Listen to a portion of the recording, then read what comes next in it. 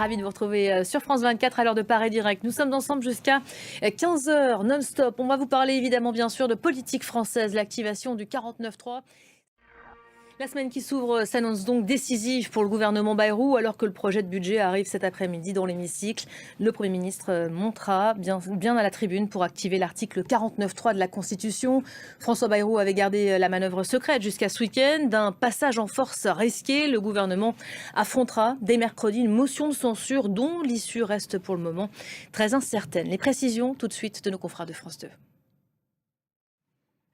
Voilà, une réaction à Paris en fin de matinée, celle d'Emmanuel Macron. Si l'Europe est attaquée sur le commerce, elle devra se faire respecter. Réaction du chef de l'État français en direction de Donald Trump, qui a déjà commencé à frapper fort en matière de droits de douane. Ce week-end, le président américain a officiellement changé les règles avec 3 de ses principaux partenaires. Dorénavant, toutes les importations en provenance de Chine seront taxées à hauteur de 10%, celles venant du Canada et du Mexique à hauteur de 25%.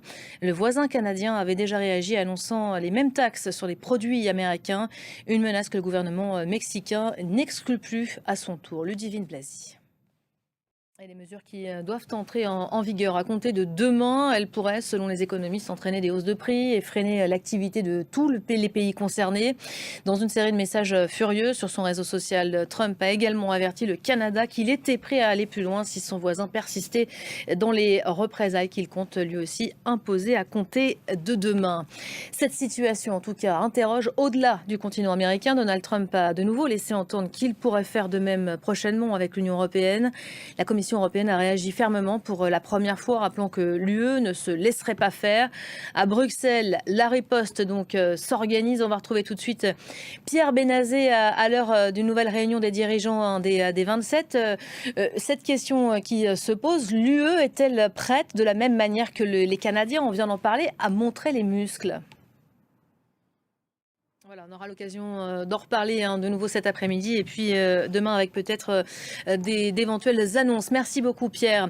On va rester en Belgique qui a, ça y est, officiellement un nouveau Premier ministre. Le chef des conservateurs flamands, Bart de Wever, a prêté serment ce matin devant le roi Philippe. C'était au Palais Royal. 14 membres de son gouvernement étaient à ses côtés.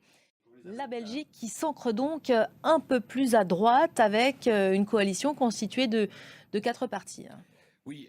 Merci beaucoup Bruno pour le décryptage. Voilà pour l'essentiel en cette mi-journée.